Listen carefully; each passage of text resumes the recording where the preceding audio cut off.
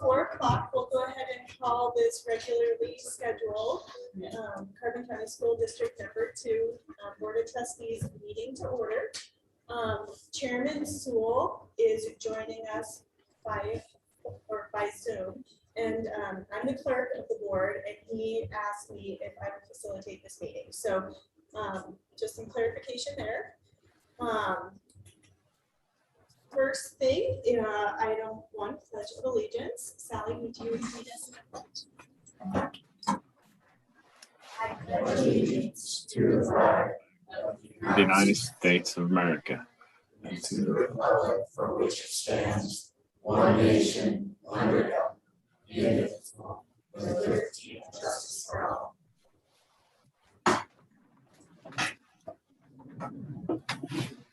Item 2, approval of the agenda. Chair, I move that we approve. Second. There is a motion and a second to approve the agenda as presented. All those in favor, say aye. Aye. Motion carries. Item 3, presentations and recognitions. Principal Nicewender and Principal Priest will introduce their new certified staff. Ladies and gentlemen of the board, I'd like to introduce you to my 2 newest staff members. Hannah Good is our new counselor for all 3 northern schools, and Janelle Moore was with us last year at Medicine Bow. She is now our special ed teacher for all 2 northern. Thank you.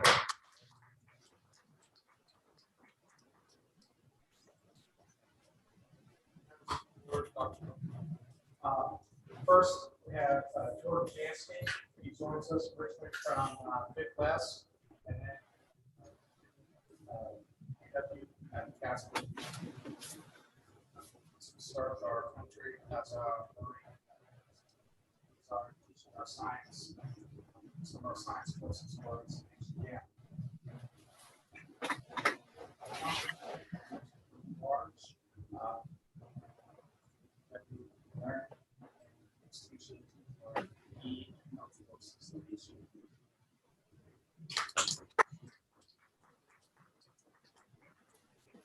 Pleasure to have all you guys here tonight. Welcome to the district.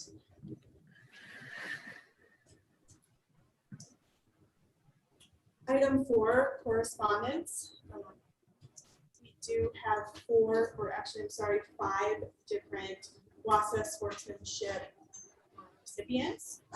The first one is Coy Gilbert and Kason Barkhurst at the encampment football versus Farson Eden game on 9/18. We have Allison Bromley of the encampment volleyball versus Cokeville game on 9/25. McKenna King, Saratoga High School volleyball versus Cokeville on 9/25. And Coy Gilbert at the encampment football versus Matizzi game on 10/1. So congratulations to all those students and athletes. Right. Item number 5, resignations and hirings. The first item is the resignation of superintendent or retirement of Superintendent Jim Copeland. So with that, I would like to read his letter. This letter is dated October 18th, and it is to the CCSD board members. It is with mixed feelings I submit my resignation, effective at the end of the current school year, June 30th, 2022. I plan to retire after 45 years in public education, the last 8 of which have been as superintendent of Carbon County School District Number 2 superintendent. It has been such a blessing to me to be able to serve alongside a great board, a wonderful administrative team, and such outstanding teachers and supportive staff, students, parents, and community members that we have in our district. While it will be hard to leave such a great team, it will also be exciting to begin a new chapter in my life as a retired person with more time available to spend with Melissa, my 3 sons, my 2 fantastic daughters-in-law, and my 3 grandgirls. Thank you so much for your support. It truly takes a team to be successful in public schools, and I am absolutely fortunate to have such a great one. I am a true believer in public education, indeed a great product of the public education system. The first in my generation of my dad's side to complete a college degree.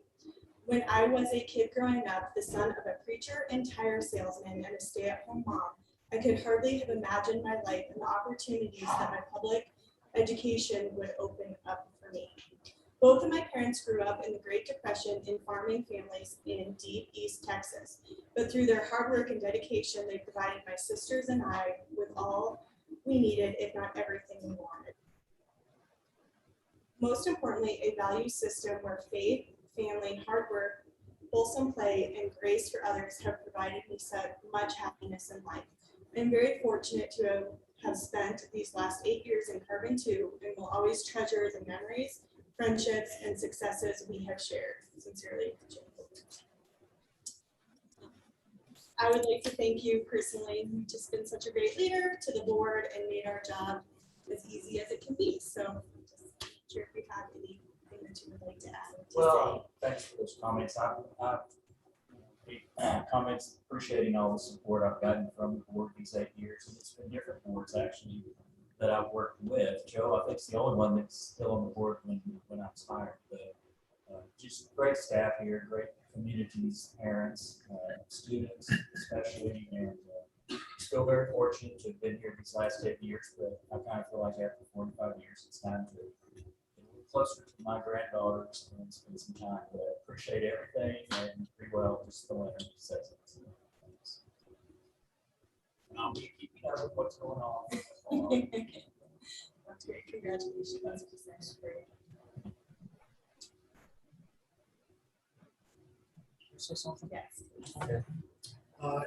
I think it's been great for Carbon County School District to have you serve as our superintendent, and because you have guided us to the common calendar, which was a controversial subject, guided us in the PLC, principal searches, and more recently, just dealing with all of the issues that came along with this pandemic that we've been experiencing. So on behalf of all of the district, I just want to say thank you. I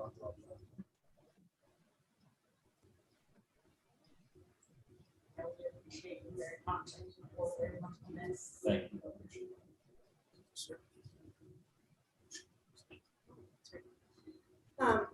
Is there a motion to accept the resignation? No. Madam Chair, I would we accept the retirement letter from them.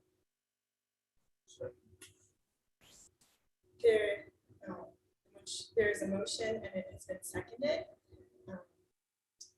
for the resignation / retirement of Superintendent Jim Copeland. All those in favor? Aye.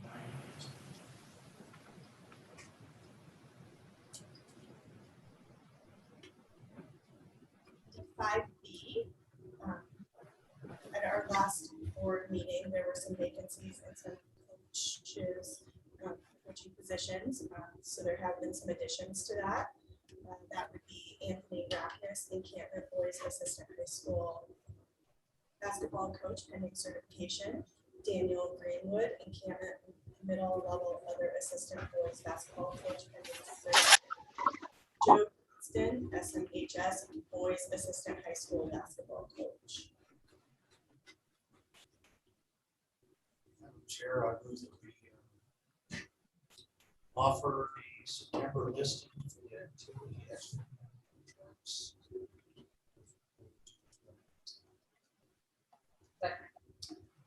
It's been moved and seconded to offer those 3 individuals the activity extra duty contracts.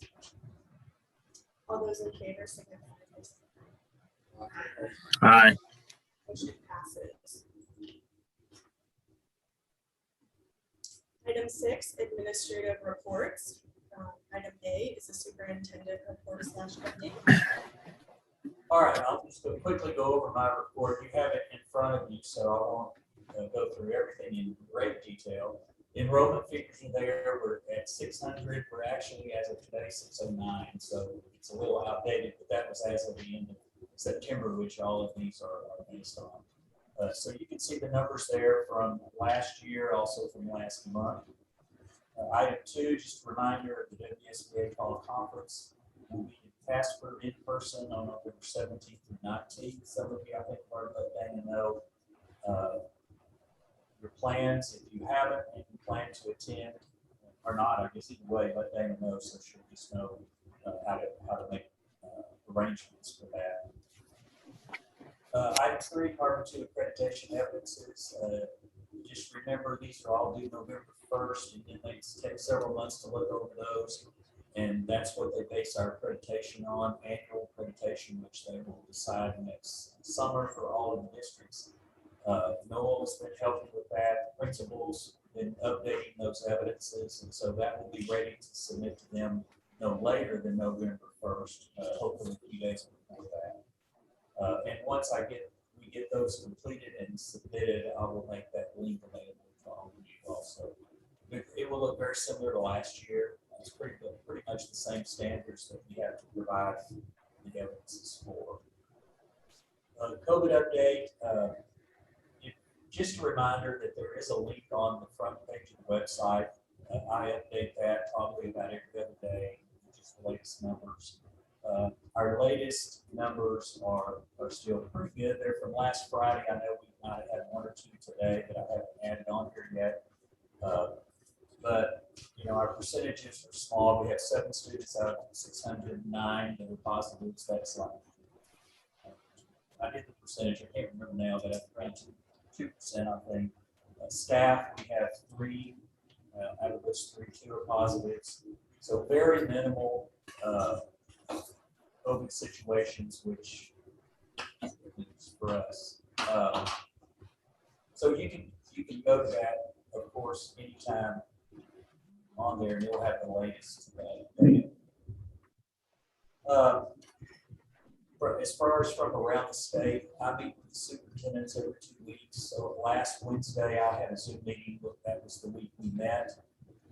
It's really kind of all over the place. There was one district that said they had spiked to 21 positives in like 2 days. So it's just kind of all up and down, depending on what part of the state. So that can certainly change. And then item 5, just listing the donations that I have recommended for this month. Sinclair donated $1,000 for SES Blessings in a Backpack program, and then Platoga Holdings donated $2,000 to the HEM Athletics. Just as a side note on that, the people that are involved in the whole Hannah Mine reclamation, you know, there's a major main contractor, and there's a lot of subcontractors that are handling that, and they have suggested that because of all of the extra revenue that all these subcontractors are getting for this project, that they would suggested that maybe they would donate back to the town of Hannah in some way. So this is a first of maybe several, if we're fortunate, that these subcontractors will be donating back. They may donate things to the town too, I'm not sure. But so thanks to that, and thanks for that suggestion from contractors. That's my report. Thank you. On to item 6B, principal reports. So based. Dr. Copeland. My report is attached. We've been participating in the new school improvement process. It's a pilot program to learn about the new school improvement program process that WDE is going to implement. As a pilot school doing that, we're learning about the whole process that they are developing. And that process gives a lot of forms, gives a lot of resources to help with everything. The first part of it is to identify the school leadership team, where you don't have to necessarily involve your entire school. They then give some templates to gather the data that you need for your school improvement process. With that data collection, you do a self-assessment to help identify your priority practice goals. And then you develop a plan for those practice goals that is evidence-based. And they want you to have everything evidence-based. They also give you some resources for those to develop those, that plan. Then have your performance goals, finalize your plan, that's then typically board approved after you have everything with your leadership team in your school. And just like our evidences for accreditation, it's typically submitted to WDE by November 1st. This year, we don't have to submit any school improvements because a lot of the data that we have to collect isn't available because of COVID and things not being available for COVID. So if you look at the data in there, there's a lot of NAs. The data that we typically collect, like on growth and equity, that weighted average information. This is just a snapshot right off of that data information. It's just not available. We had to go in there ourselves because typically they only have one column in there, but we had to make another column because we get two sets of numbers in our data. We get a set of numbers for the middle school information, and we get a set of numbers for the high school information. So we have to go in and put both sets of numbers in there as we collect our data. Then we go in and we do our self-assessment.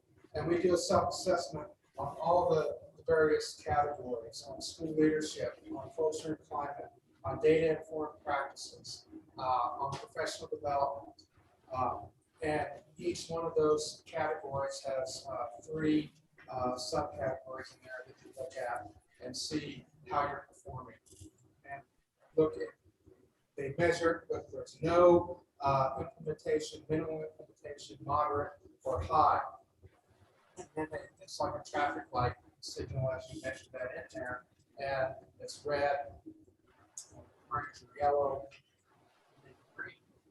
That helps you kind of identify those areas on which you might want to look at. Some of the things as we were looking at this really didn't quite apply to some of the small schools, and we gave that feedback to the state, and they said, you know, then maybe you might make some notes in there and say this doesn't apply to a small school. It's something that you might not be able to even implement in a small school, so you wouldn't use those as set when you're setting the goals. You might go on to a different goal. That area may be red with no implementation, but you might go to an area that you rate yourselves higher and then use that as you set the goals. Then we set our priority practice. Our priority practices, so we identified out of the 7 high impact domains, whether school leadership, culture and climate, data informed planning, professional development, instruction, learning and support. Each domain has 3 priority practices. Ours were identified as professional development, and E2, teacher expertise, and the use of selected high leverage instructional practices developed through training, peer observation, intentional practice, and leadership feedback. Students who have met the criteria for proficiency are provided enrichment or extended learning that is highly engaging. We only want you to set 3 priority practice goals, up to 3.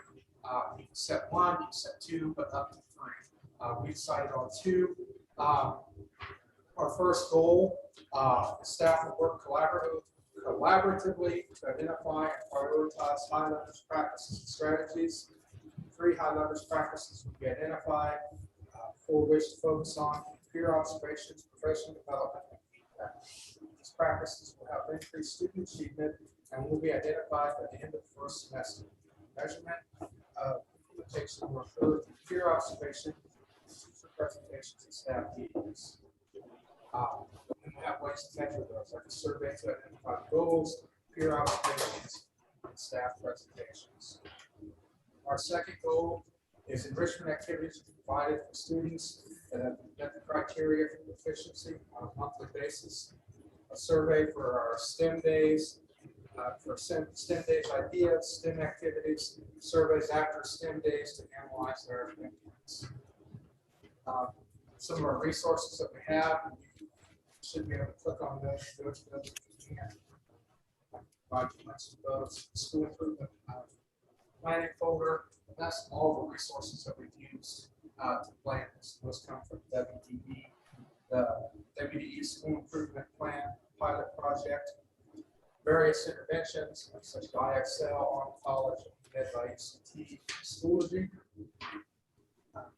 The data, we continue our data review with our leadership team and within the school with our white top goal sheets, our PLC teams, our core teachers. We look at both the white top internal modular, our classroom data, our homework quizzes, tests, and our assignments, and identify specific interventions for students. Also use that to help see students that have met proficiency level. We're looking at proficiency. We're also looking at this test data. We're looking at proficiency on how students met proficiency. We might set goals for some students on meeting attendance goals, behavior goals, and so forth. So we continue to review data per student, level data, and provide. We also have some celebrations. We have some students that excelled at the MOS testing, Microsoft Office testing. All the students, when they take that MOS testing, they send in their scores to the state and compare them, and they get a certificate if they do well. In the PowerPoint, we selected Kimber Garcia got first, Kinsey Priest got second, and Aspen Placey got third, and Word, Aspen Placey got first.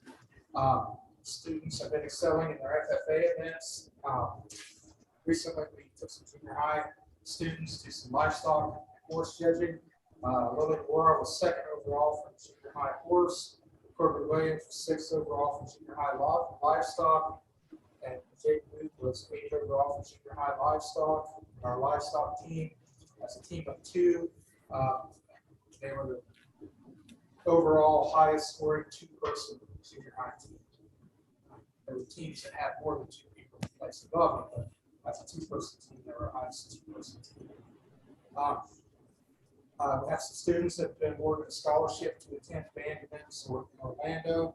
Shannon Seeger and Aspen Placey were awarded a $1,000 scholarship that applies to their Wyoming All-State Marching Band trip to Orlando next summer. They still have some fundraising stuff that they have to be go to that, but they were awarded a $1,000 scholarship to go to that. Just found out today that there were two other students that have been selected for the district band. Catherine Nelson and district band. Just found that out today. So have students participating in a lot of activities. Obviously, we're still able to be here in person and everything. Our football field looks very nice with our project by AML. Have a lot of students involved in some service projects and students doing well at their service fair. And there's some pictures of a lot of those projects and so forth. Last few slides. I'd be happy to answer any questions if we have any questions about any of this stuff. Are there any questions? What do you think about the plan that you guys are using? The pilot project, it reminds me a lot of the advanced ed process that we've done in the past. It's a lot more involved, but I think the idea of it is not to just do a school improvement plan and then put up on the shelf and that's it. So I think it's something that's a working document and something that we can use throughout the year. What I like the process of getting everybody involved and being able to look at it and say, okay, this is something that we can work on and the goal that we can work on throughout the year. So I think it's really a good process to do The part of the process too, I know Noel's been helping us because it also has, you have somebody from the central office be a part of the team. And it has helped too, because you can really get in the weeds and start when you're doing that self-evaluation. And then he's been able to be like, guys, I think you are meeting this. Think about this. But sometimes when we do that self-reflection, we're pretty critical of ourselves. And it's like, well, what about this or what about that? And he's able to bring up some things that we haven't thought about. So having that kind of guiding person from central office really does help. I think it's great to keep set goals, like you said, on behavior, something like that, not just testing. Yes. So that's awesome. Yeah. So it's I like the process. It's a lot more involved, but it didn't take. When you first look at it, see this whole process, and like, wow, that's going to take forever. But it really didn't take as long as we thought it was going to. Real quick, also, just trying to get you guys calm. Be able to see these kids' success and everything. Knowing that not everybody's good. Yes, to see the kids be able to compete and not only maintain but excel. Very good.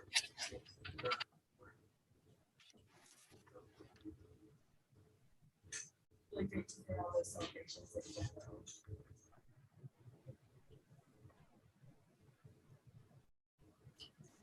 We do not have a special education report, so the next report will be our curriculum report. Chairman, board, my report's attached as usual. I don't have any significant curriculum updates to give you other than the fact that we're just continuing to help support our elementary teachers as we pursue further phonics and reading awareness materials like the Henry and Saturday programs that we spoke about before. I don't have any district assessment system updates for you at this time.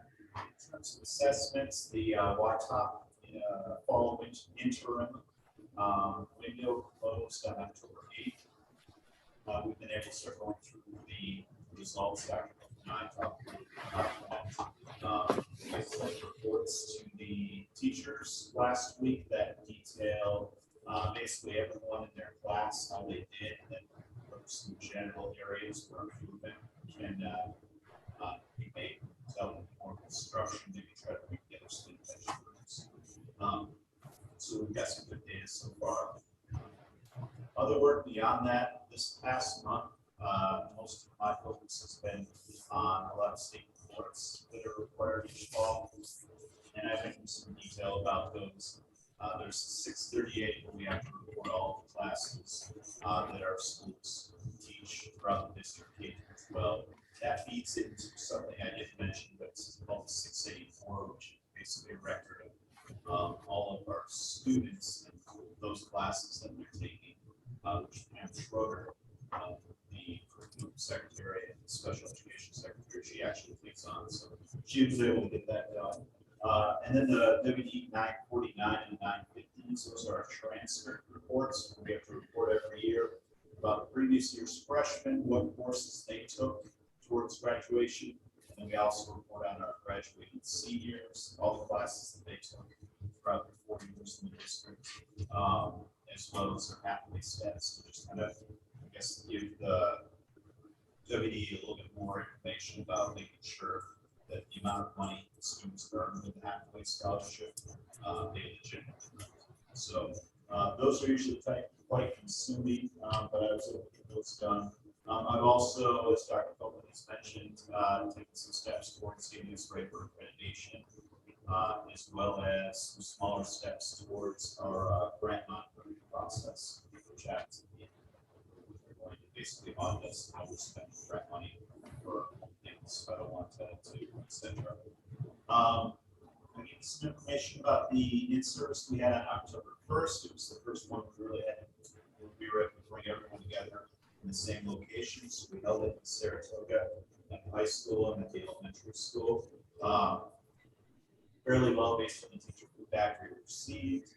The elementary teachers worked with Tammy Schwartz to really help solidify that idea of what we contract with Tammy with instructional intensity and Rachel Johnson for the year to help close those gaps with students in reading and math, elementary students, especially in reading and math. So we gave some training based on that. We also allowed the secondary principals to have meetings with their schools and then PLC time. Feedback from the teachers when they were asked about what to do in future in-service meetings. They want more classroom time, and they also really like that face-to-face time with the PLCs. So that in itself creates a very difficult process because you can't usually get both at the same day to let people work in their buildings and then try to bring them together for that face-to-face time. So we try to rotate it around the district. I think this next meeting that we'll be talking and change our plans for to give them some more classroom time. Hopefully maybe go back and forth between bringing them together face-to-face, but then also giving them some time they can spend in their classrooms and not feel so away from home that makes them feel disconnected sometimes. I did want to bring up as well that we did talk about the legislative draft bill, the Transparency Act. We gave our teachers some heads up about that. I believe all of them just heard of that. I know that it was referenced in our last meeting. It will be a lot of work, and a lot of that is dependent on how it progresses. It's retroactive essentially, which means that if it's passed, it will apply to this year. So the reason we brought it up to our teachers now is the fact that if it passes, they will have to report everything that they used in the classroom since the beginning of the school year. So we want to have that on their minds. There are a number of questions that the bill as it's written right now, the draft bill as it's written right now, doesn't really properly address. So because of that, there's a lot of questions from the teachers, and there is some concern. So we just have to watch that closely as it progresses, and then hopefully, if it does become more and more likely that it's going to pass, we have these questions addressed so that live what the WD would expect us, really what the state government would expect of us that comes into fruition. So wanted to give you a brief update on that. Beyond that, I gave some details about that school improvement pilot, the school improvement process pilot, and some went into great detail about, so I don't really need to repeat any of that. And then last but not least, I just mentioned that there's a grant that our secondary science team has gotten together. They're producing virtual education lessons essentially for their science labs that they'll have in the classroom. And it's very beneficial because I don't know if any of you have had students that have gone through these particular cases, but the students that are absent on a lab day, it's really hard for them to make up. Usually they have to come in either before school, after school, maybe on Friday. It's not very convenient for students. It's not very convenient for teachers as well. So our science teachers encounter an opportunity where they can get funding to buy materials and equipment to help produce these virtual lessons, which then hopefully through the University of Wyoming, other school districts can also benefit by. So just finished that and actually submitted the grant today. Hopefully we have some results from that. Any questions for me? Okay, thank you, sir. Thank you. Item 7, audience. So sorry. Yeah, I have 2 reports now. I forgot, but it'll be very, very brief. Rachel Johnson, as usual, I asked her to attach a report of her activities. That is attached. I won't read through it, but she brings up a number of trainings that she's been participating in, and then also some of the initial work that she's doing, working with PLC groups. Again, this is all about trying to close those gaps in elementary students in either reading and math. Students is heavily reliant on MClass. So using that data at the beginning of the year to identify who are our students that need to be progress monitored and intervened, so that again, close those gaps and bump their learning up. So our scores continue to go up, and more importantly, our students are actually benefiting from that. These things are going to help. Right. Thank you again. been progress monitoring. No. Has she been? Yeah. She has not been invited into that many classrooms as of yet. She's been invited to a few classrooms, but we essentially left it up to teachers to make their decision if they wanted her help or not. Some are interested, some aren't interested. We're not requiring that of teachers. We will have to face the question though, if we see that students maybe aren't making any progress, we'll ask, what can we do? And what we maybe look more strongly suggest. What we should look at.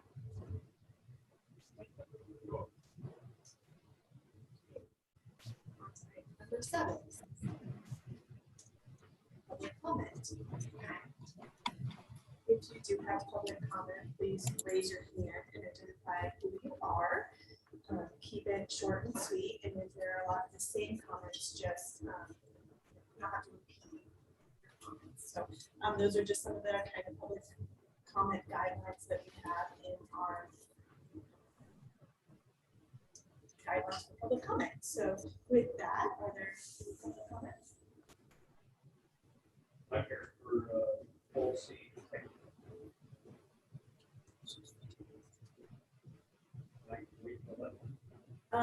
If there is public comment, we would prefer that you give us those comments now. That's very much. Great, thank you. Is there a time limit? So like I said, Or just, 5 minutes? that would be perfect. I don't want to waste anybody's time. Madam Clerk, members of the board, my name is Byron Barker. I'm here today to express in a public forum, public comment, my opposition to implementation of race theory. If I may, I'd like to thank you for this time to be here.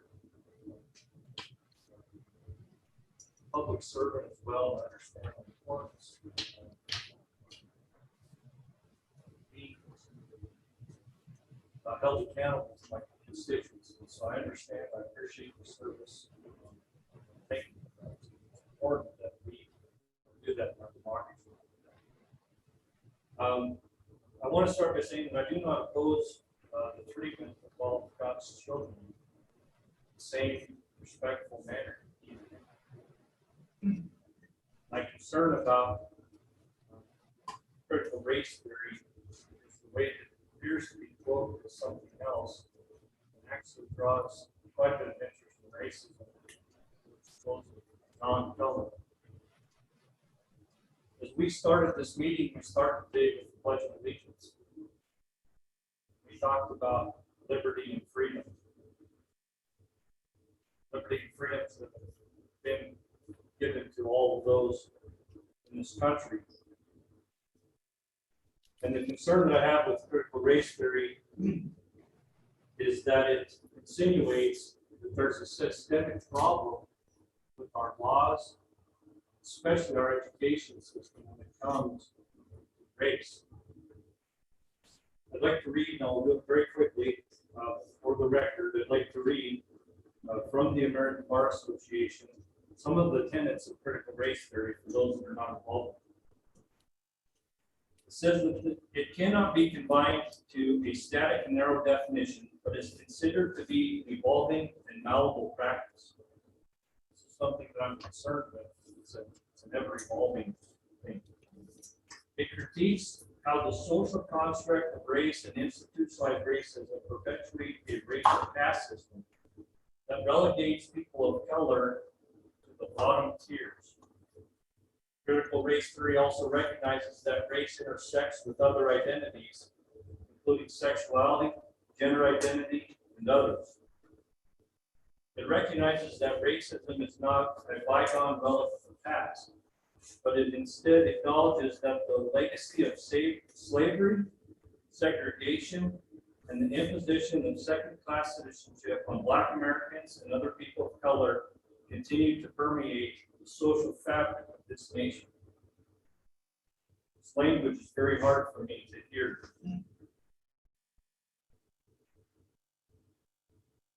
Many of my friends of the color, and I don't see them the way this perpetuates it, but I do. Acknowledgement that racism is a normal feature of society and is embedded within systems and institutions, like the legal system, that replicate racial inequality. This dismisses the idea that racist incidents are aberrations, but instead are manifestations of structural and systemic racism. Rejection of popular understandings about racism, such as arguments that confine racism to a few bad apples. CRT recognizes that racism is codified in law, that it's embedded in structures and woven into public policy. It rejects the claims of meritocracy or colorblindness and recognizes that it is a systemic nature of racism that bears primary responsibility for reproducing racial inequality. It further observes that scholarship that ignores race is not demonstrating neutrality, but it adheres to an existing racial hierarchy. It does not define racism in the traditional manner as solely a consequence of discrete or rational bad acts perpetrated by individuals. It is usually the unintended but often foreseeable consequence of choices. It exposes the way that racism is often cloaked in terminology regarding mainstream, normal, or traditional values or neutral policies, principles, or practices. I can see I'm going to run over it, so I'm going to cut this short because I would like this part ready to the record. Please. Or at least made a part of it. Proponents appear to reject the idea of looking past color of skin in the statement above that I mentioned, specifically normal or traditional values or neutral policies. There's been a huge push towards inclusiveness recently, but it draws attention to, and I quote, that it recognizes that race intersects with other identities, including sexuality, gender identity, and others. It does not promote the inclusiveness recently promoted in our nation, but segregates people of white skin color and sets a dangerous precedent by the blaming of systematic racism against whites. I do, again, want to reiterate that I believe that God's children should all be treated the same. They should all have the equal opportunity. We recognize that they don't all have the equal opportunity of outcome. Opportunity of equal outcome is different. It's based on certain cultures and certain geographic places on that. But it's very concerning to me that this is a theory. It's not changeable. It's not that we're not to learn from history. It's not that we're not to Today's video is brought to you by the School. Excellent instruction. It was officially recognized by Congress in 1940. I think it's a dangerous precedent to take the things that we've all learned from history and to change that direction and take that weight of one race against another. I would just ask that the board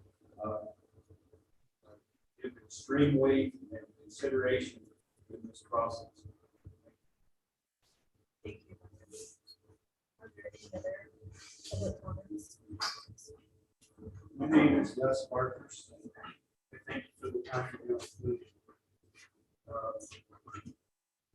From here to my heart, and I appreciate a lot of his comments and his homework. And I encourage you all to do the homework.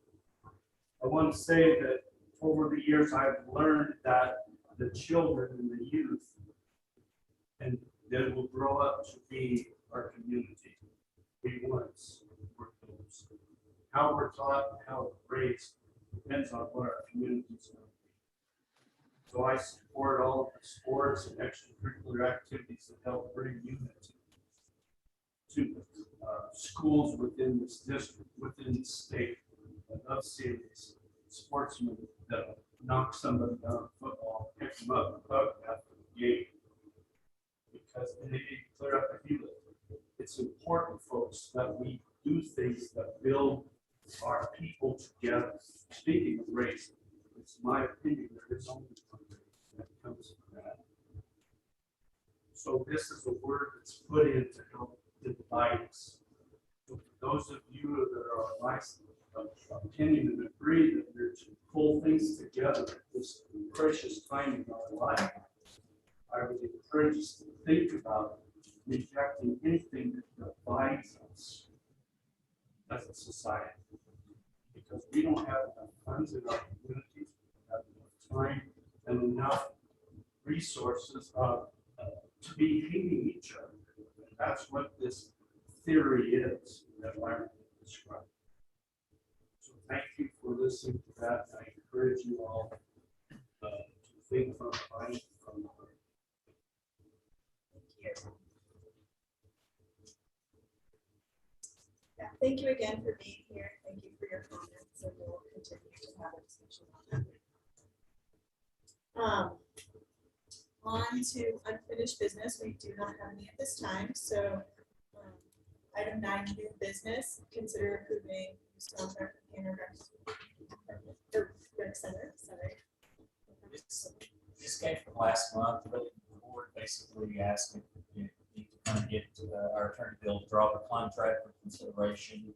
And so I did that. Bill Pearson threw that up.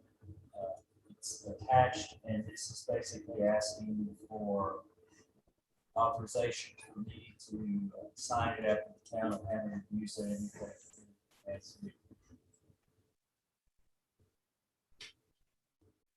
Chair, I move that we contract with the Hannah Rec Center and authorization for Deb Fulton to sign the contract.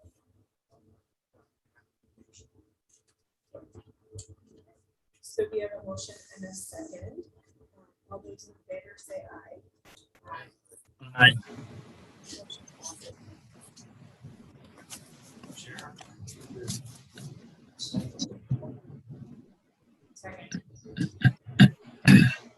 It's been moved and seconded to approve the consent agenda. All those in favor say aye. Aye. Is the treasurer's report? Madam Chairman, members of the board, see in your first report, the general fund balance is $3,724,729.38. You can see the revenue reimbursed expenses was in April from September. The major receipts in section 2 coming from the state of Wyoming Foundation and the county treasurer. And in section 3, where your money is invested at various rates in each year. If you have any questions regarding page number 1 of the general fund? On page number 2 is your other funds. See there are your various grants that we have completely expended Title I for 2021.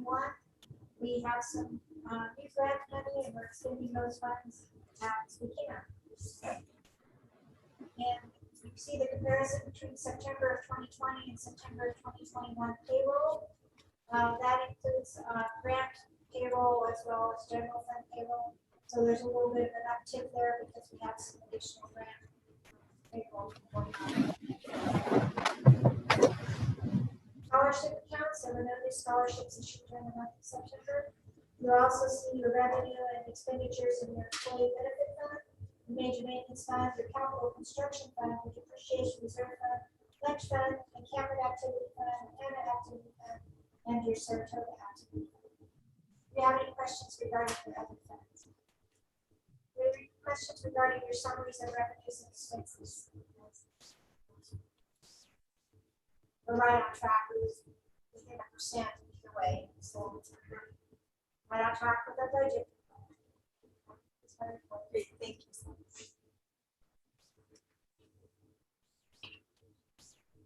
Item 11B, consideration of bills.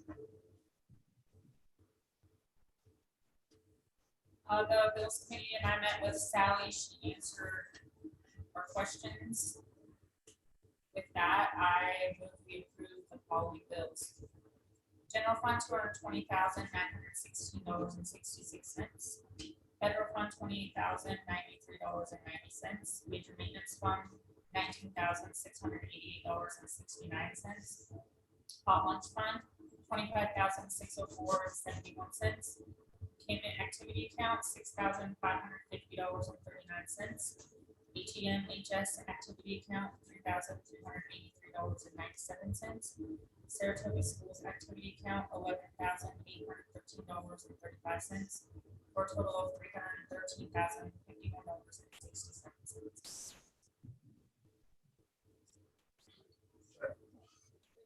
Seconded to approve the bills in the amount of $316,051.67. All those in favor, signify by saying aye. Aye. Motion passes. And for November bills committee will be Miller, Lansley, and Alameda. It's from the board. Okay, is a review of board government 1.1. That is for a process for addressing board member violations. Are there any comments or discussion pertaining to that policy?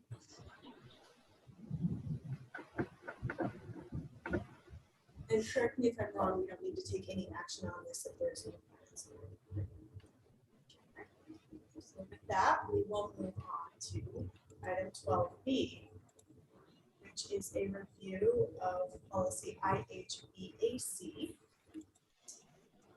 It does look like there are some changes to this policy, and these were, I believe, worked on by Mrs. Brown.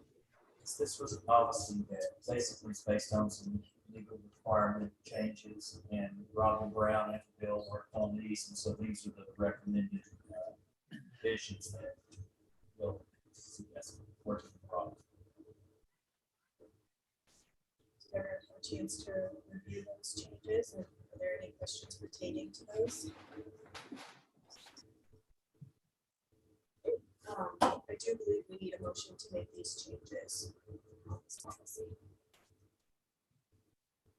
Madam Chair, I move we approve policy IHBAC as revised. So we have a motion and a second to revise IHBAC as presented in the revisions. All those in favor? Right, item 12C, which is the consider adopting resolution regarding critical race theory. Mr. Gaspery, Dr. Pilgrim, and Elaine, I believe, worked on putting together some language, so I'm going to turn that over to discuss. Okay, well, we did meet, and some of the reasoning, did everybody see the proposed resolution? Not read it, just in case they're. The proposed resolution says Carbon County School District Number 2, teachers and staff will not promote critical race theory or similar ideologies, nor will the district purchase any curriculum materials, resources, or allow presentations that promote critical race theory. Carbon County School District Number 2 believes in promoting the principles and ideas of the U.S. Declaration of Independence, the U.S. Constitution, and its amendments.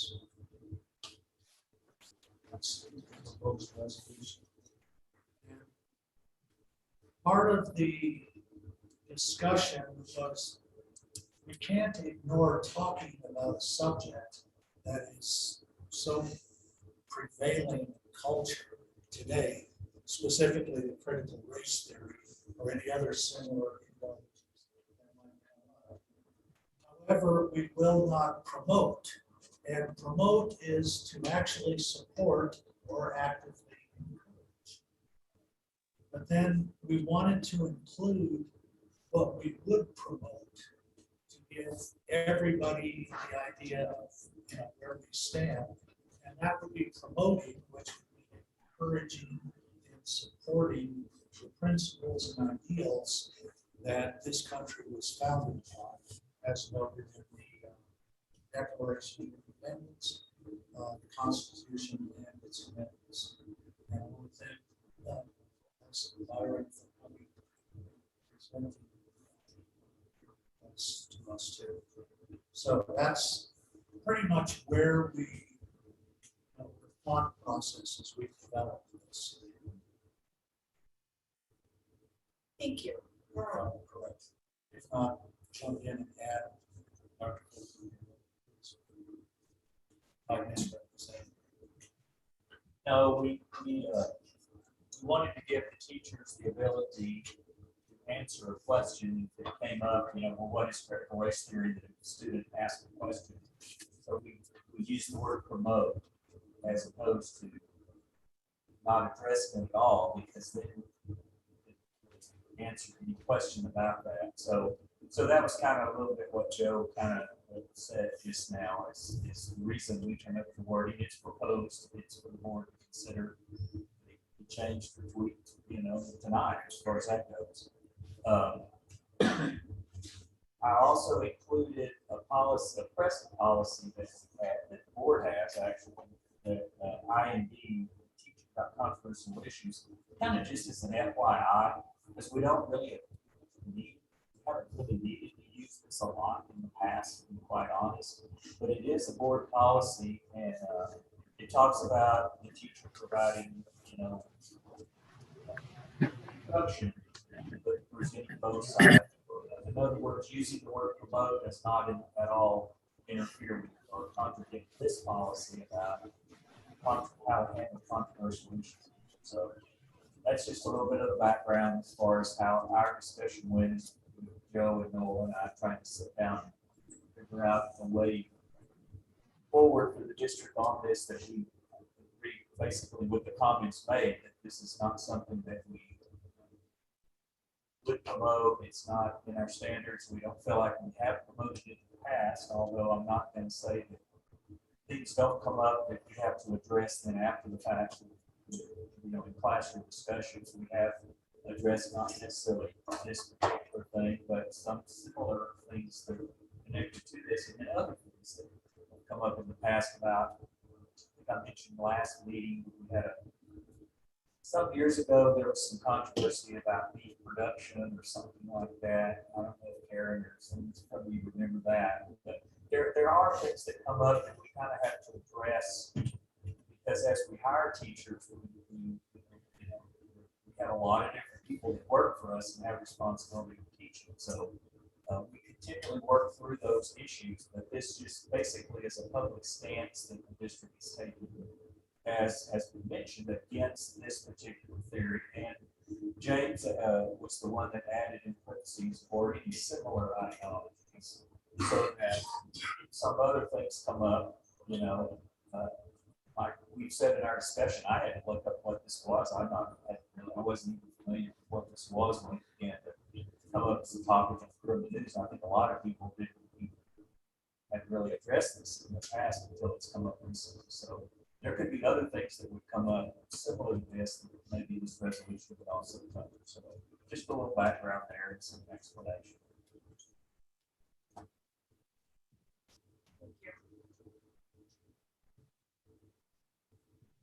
So the process moving forward to make this a policy is to make a motion, and is it just It's a resolution.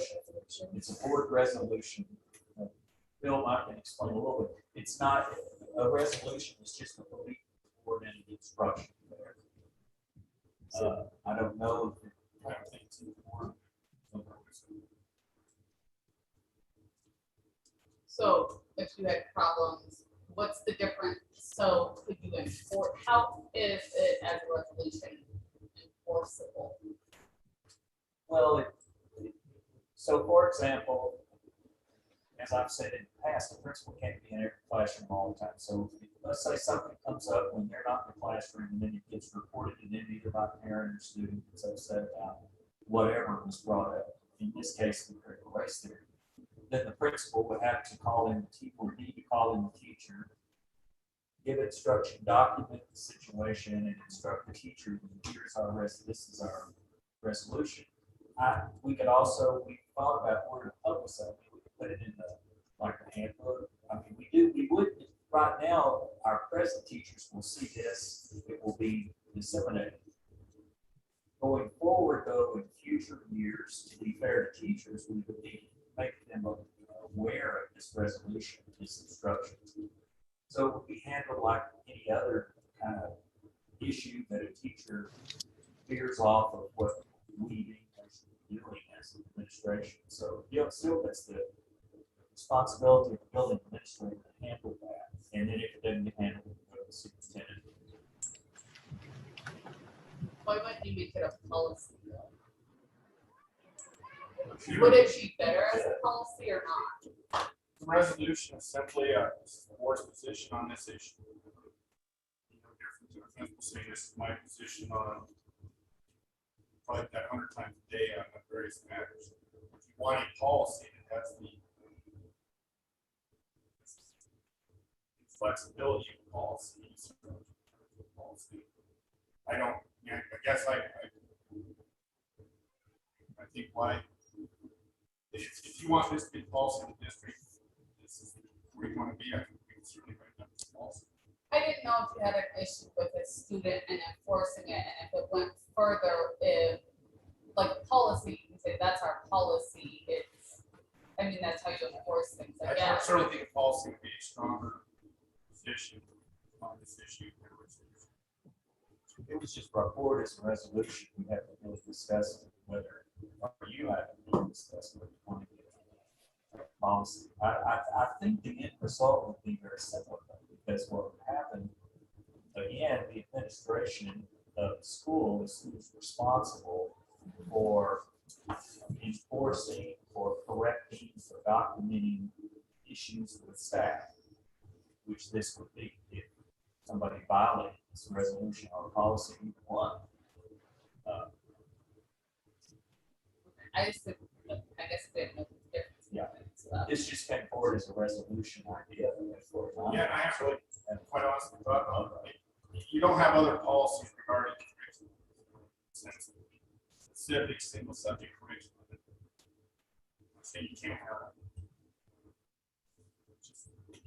That's what the resolution is. I think it would be similar to like what's happened in the past here, because not only do the building administrators hear issues, see, critical race theory in this case, board members also get input. And so how this has been dealt with in the past is that people have been called in, the discussion has been had. I think the resolution would give more emphasis on this is not what the board believes, this is not the direction of the district, this is your instruction on how to handle this in the future. If you had somebody that just kind of went off the rails, for example, and then you would document that, but like any other teacher that has a contract with the district, you just document, I hate to say misbehavior, that sounds like a kid, but you document issues with that staff, and then that documentation provides reason if it gets to the point where making an employment decision, especially for continuing status issues, it provides part of that documentation for making that decision. If it's an initial teacher in the first 3 years, to be honest, hopefully, those are the years that a building administrator needs to work with teachers and make sure that those teachers are a good fit for our communities, our schools, our community's expectations. And then that makes it much simpler to make these kinds of decisions, to be honest. Correct me if I'm saying anything wrong there.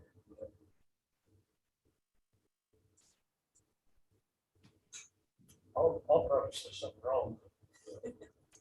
Under the teacher's rights and responsibilities, number one, says the teacher has the right to provide instruction in controversial areas.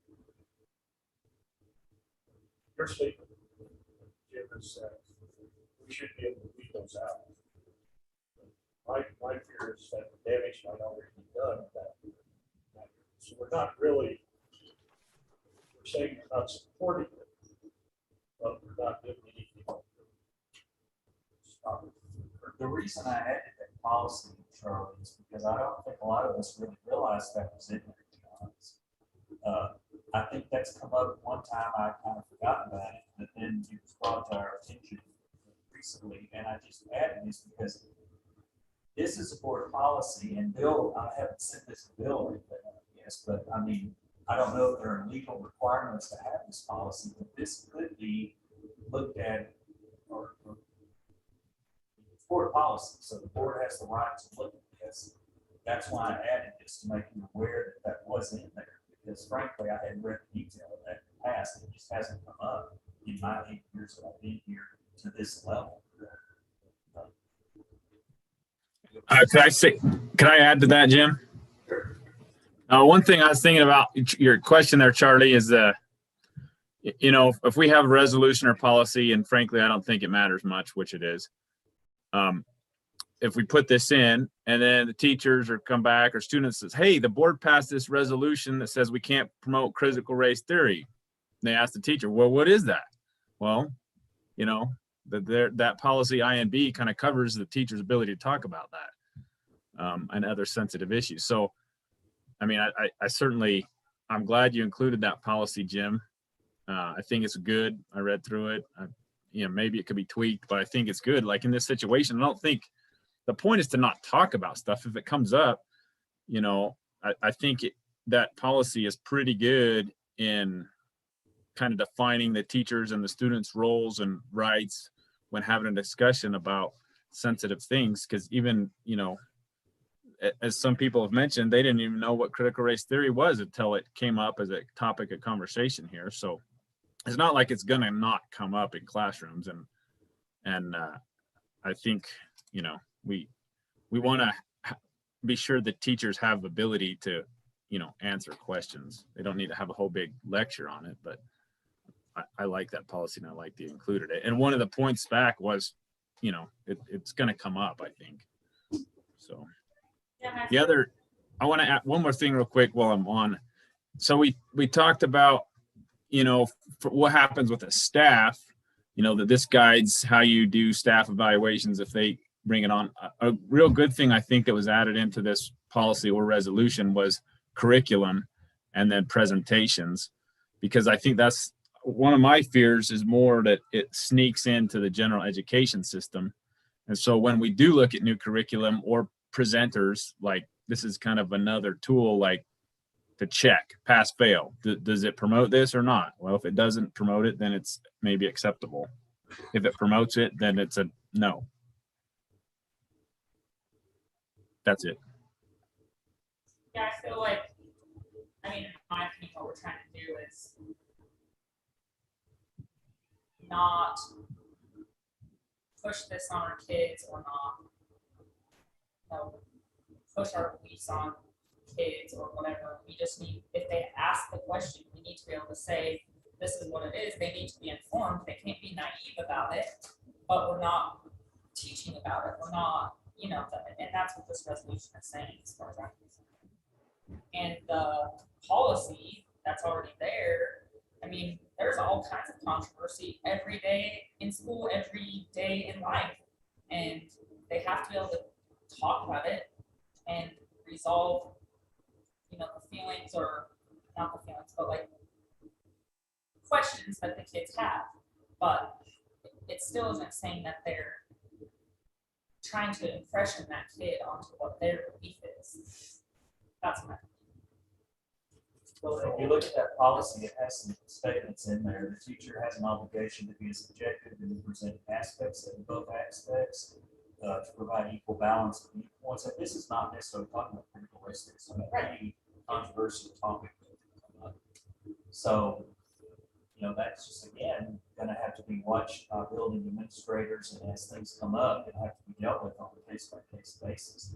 I do think it will be on us, if the resolution passes in whatever form, that we need to come up with a consistent way to inform teachers each year that this is our instruction basically on this particular thing in similar ideologies, so that they're aware of the board's instruction.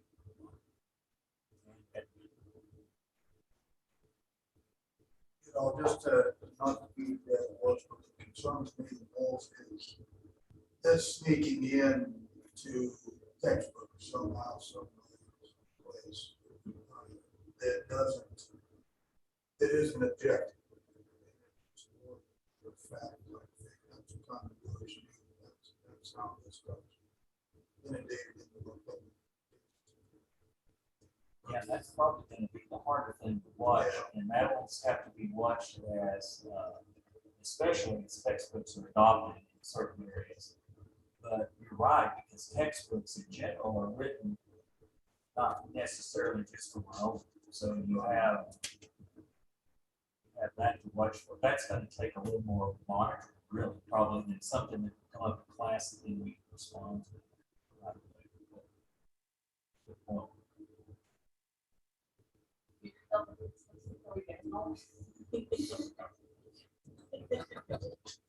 know, I will say that textbook companies, I said this before, I firmly believe this. This is a widespread nationwide topic of interest. And I know very often school districts, and I fully believe school districts are not teaching that, or not interested in teaching it.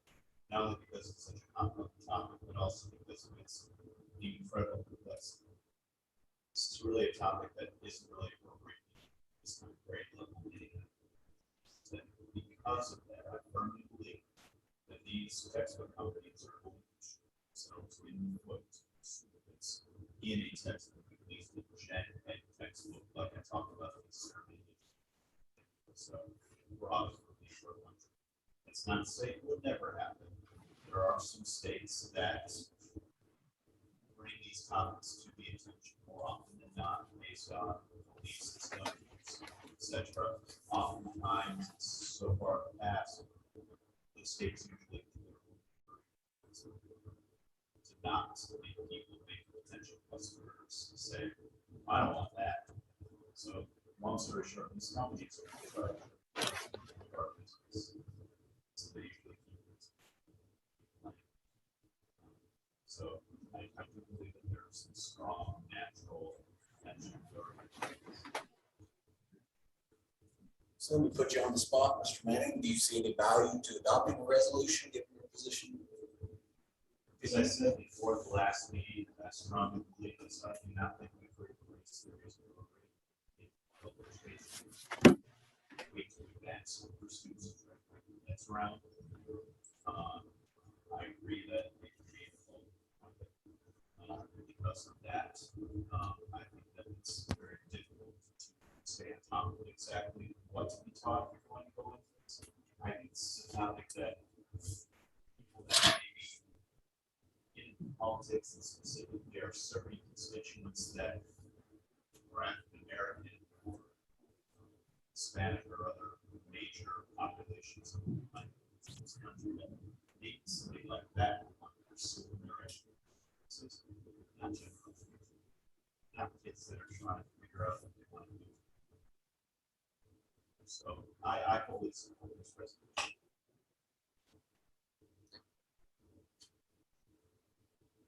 Discussion. Pleasure of the board.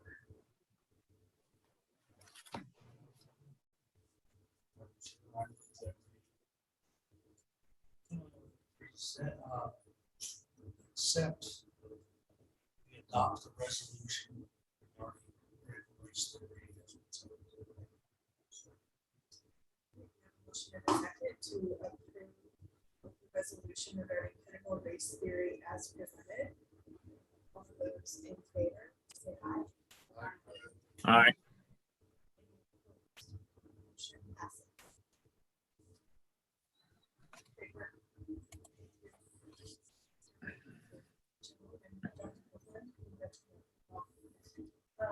Item 12D is our OC's report.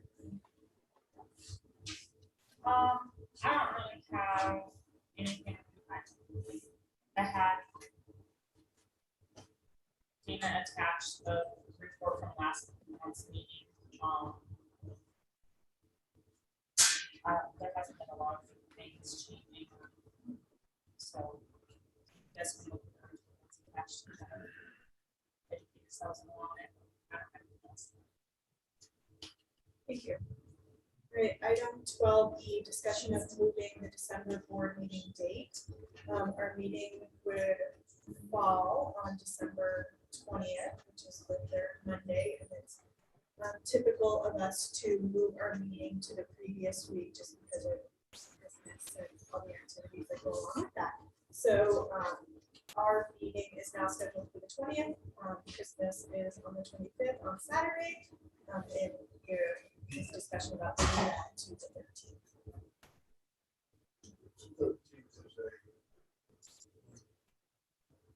That's right.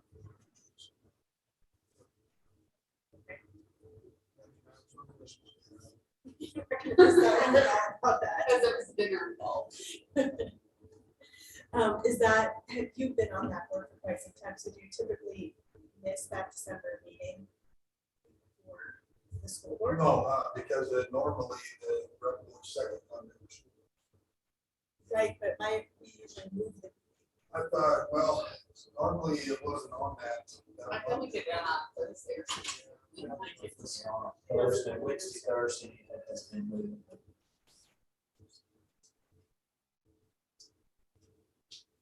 But I'm good with any of that.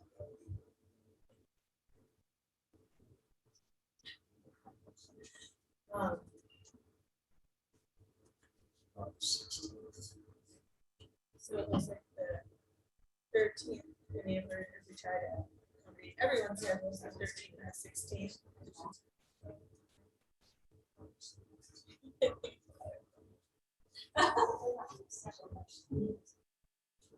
We still got school.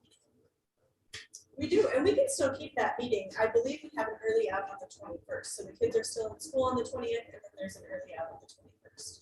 So we can keep the meeting on the 20th if that's what the board would like to do. Yeah, I just put it on there because it always has been moved, but this is a little bit different in that we have school that week because of calendar doc. So I mean, I just did on there so I can decide.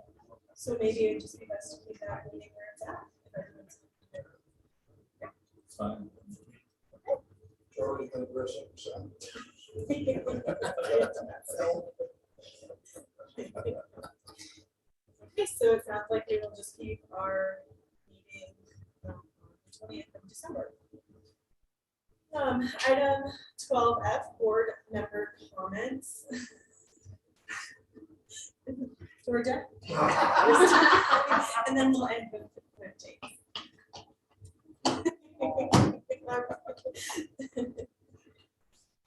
I would like to welcome Hannah, now David and Jordan. Good to see new faces and excited faces. Best wishes to Dr. Copeland, that we missed. It's been great.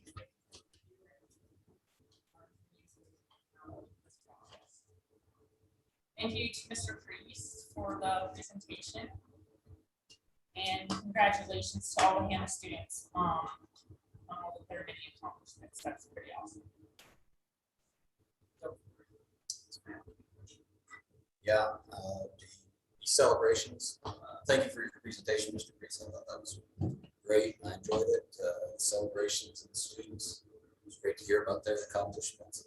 I had the opportunity to go to the campus football game this weekend, and was glad to see the acknowledgments of sportsmanship and the agenda today. Because I got something that really stood out to me when I watched that game. That not just on the part of the students, but the part of the coaches as well. Great sportsmanship and great display for our community. So just want to point that out and offer credit there. Dr. Copeland, congratulations on the future. Thank you for us. Sally, I just want to recognize nothing. Thank you, Mr. Priest. That was great. And thank you to Hannah Elementary School for the great snacks and hospitality. Just love coming into this school. It's so welcoming. So welcome our new staff. Thank you for coming. We did have a couple of generous donors. Just want to thank them as well for refinery and Latoga aggregates. Again, thank everybody that was involved in critical race theory and the resolution that we came up with. It's great. is great. And thank you again, Dr. Coogan.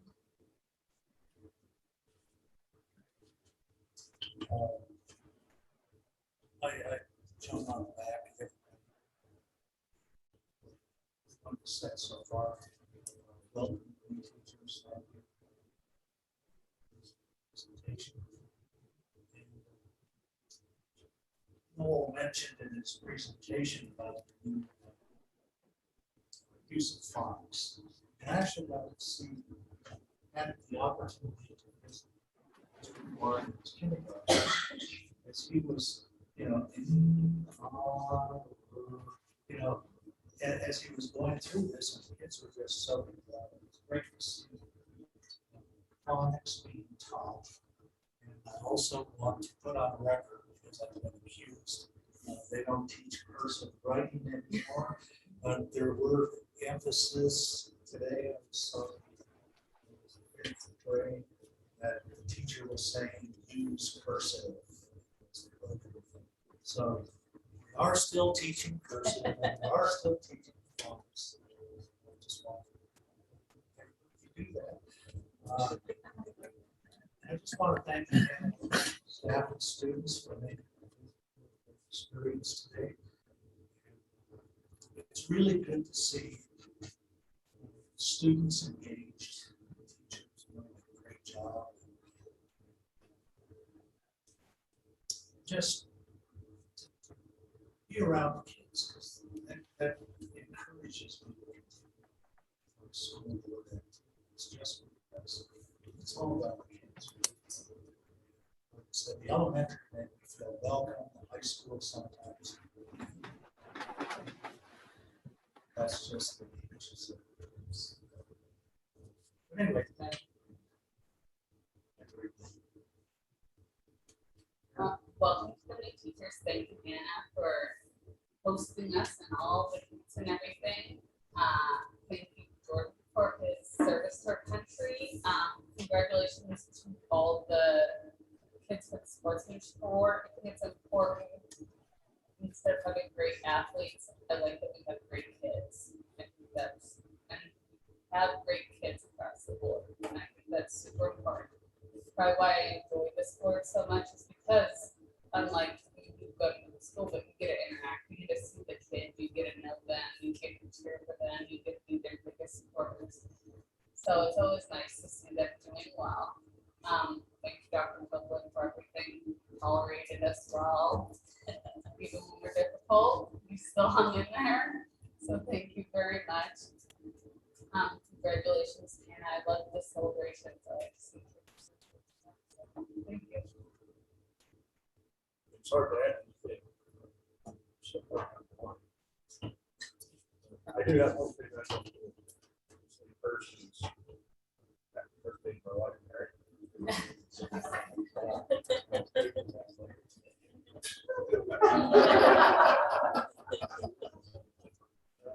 Thank you to Sinclair and for Holden for the donations that you gave us. Dr. Copeland, thank you for your service. That should be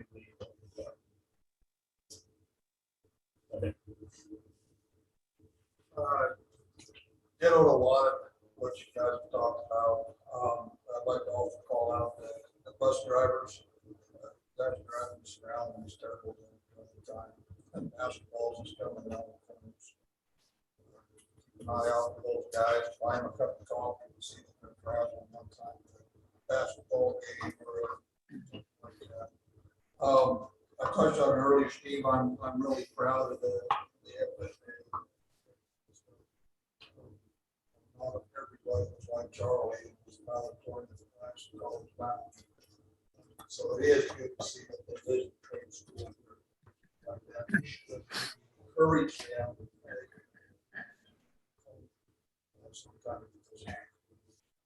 Thank you to the donations, new teachers. Dr. Copeland, sad to see you go.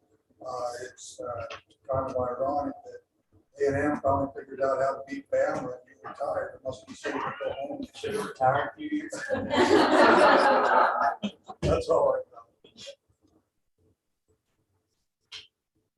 James, do you have any Yeah. comment? Yeah, thank you. I apologize for not being there in person. I always really enjoy going to the Hannah Elementary School meeting. It's a great school and great environment. My son Wynn got COVID last week, and so I'm on quarantine and getting to experience it, which is good to see from other people's shoes sometimes. So I appreciate the teachers that have helped get my kids homework and stuff to get through this. Appreciate Mr. Priest sharing your school improvement plan, and hopefully that's a good process that you like and that works going forward. I appreciate Joe and Noel and Dr. Copeland working on a draft of the CRT resolution to keep it short and to the point, and not clouded up with a bunch of stuff. Lastly, Dr. Copeland, I didn't talk earlier with your resignation. I'm happy for you. I'm glad I've got to work with you for the last 7 years. I would say that your professionalism is really at another level. I mean, I think you've been a wonderful leader for the district. I think you exude class. You don't get frazzled very often. And I think that it's a lot easier for the whole district to work together when you're not reactionary. I think you've been a wonderful leader. You're going to be very hard to replace. But you've also, I feel like, set an example for the people that are interested in replacing you and what it takes to do a good job and bring the district together. So congratulations and thank you for all your work you've done. That's it. Yes, sorry, and I'm surprised no one else said anything, but good luck to all the sports team. I know it's getting to playoffs time and state volleyball and cross country, all of that. So hopefully they all do well. I know Canada gets to host the first round of playoffs on their home field, so that's pretty exciting. So sorry. All right, next meeting, Monday, November 15th at 4 p.m. at the Encampment School. Oh, and we will have a board work session the same day at 2 p.m. In that November work session, we usually discuss the proposed resolutions that will be voted on at the conference. Does say another topic that could be added is discussing options to reduce the substitute shortage. So if there's any other suggestions. Hey, Cassie. Yes. I do have maybe another suggestion for that kind of came up today in Noel's presentation, that we had talked about kind of getting an update to the board from what the requirements now are for the Hathaway scholarship. We talked about maybe doing that in September, I think, and then didn't. And if we have time, Noel mentioned some Hathaway stuff. I wonder if just a simple report to the board of what those requirements are so we're aware might be a good addition. I think that is a great addition, something I've been curious about. And the other comment I have on that is, Dr. Copeland sent out something in the board briefs about maybe talking about the superintendent process going forward about replacement and hiring. And my suggestion or preference would be to hold that in the general meeting when there's more people there, to be more open and more transparent. Thank you. We will adjourn the meeting. Good job, Cassie.